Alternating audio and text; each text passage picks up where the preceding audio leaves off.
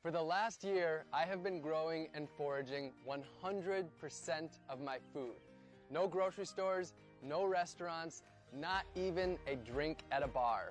Nature has been my garden, my pantry, and my pharmacy. I'm here in Orlando, Florida, and this abundant garden that I'm standing in right now, this was just a lawn like that when I started. I don't own any land, so to grow my food, I met people in my neighborhood and I turned their front yards into gardens and shared the bounty of food with them. And while I was here, I built a 100 square foot tiny house along with my friends to serve as my simple homestead and my base. In my gardens, I grew over 100 different foods, dozens of different greens packed with nutrients, sweet potatoes, yam, and yucca for my caloric needs, delicious fruits like papayas and bananas, pumpkins, carrots, beans, and beets, so many vegetables, and herbs and peppers to flavor all of my meals. And I also raised bees so that I could have my own candy shop right in my yard. In addition to the huge bounty from my garden, I foraged over 200 different species from nature. I harvested my salt from the ocean simply by collecting it and boiling it down. I got my caffeine from the native Yaupon holly tree. Not only was I my own grocery store, I was also my own pharmacist. I grew fresh turmeric and ginger right in my gardens. I harvested wild elderberries to make elderberry syrup to prevent cold and flu.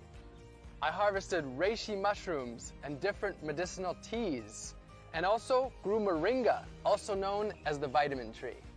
I cooked up dozens of different healthy meals, fermented veggies to make sauerkraut, and made delicious beverages like honey wine and ginger beer.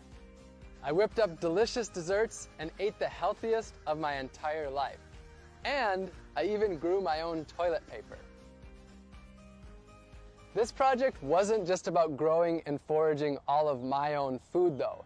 It was about empowering others to grow their own food, to take back power from big ag, and ultimately to take back their health and grow their communities. So during this time, I started a few community initiatives. We built 15 gardens for the people, planted over 200 community fruit trees, and sent out over 5,000 free seed packs to help others grow their own organic, healthy food. And I taught dozens of free gardening classes in my gardens to the people in my community.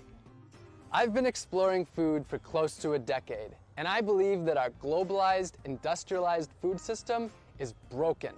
This was my quest to see if I could step away from big ag and grow and forage every single bite of my food. I'll be honest though, I do have an agenda. I want you to question your food. Where did it come from? How was it grown? How did it get to you? And what was the impact that it had on the earth, other species, and the humans that grow that food?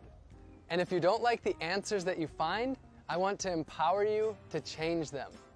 The good news though is that you don't have to grow and forage all of your food. The solutions are there in your community.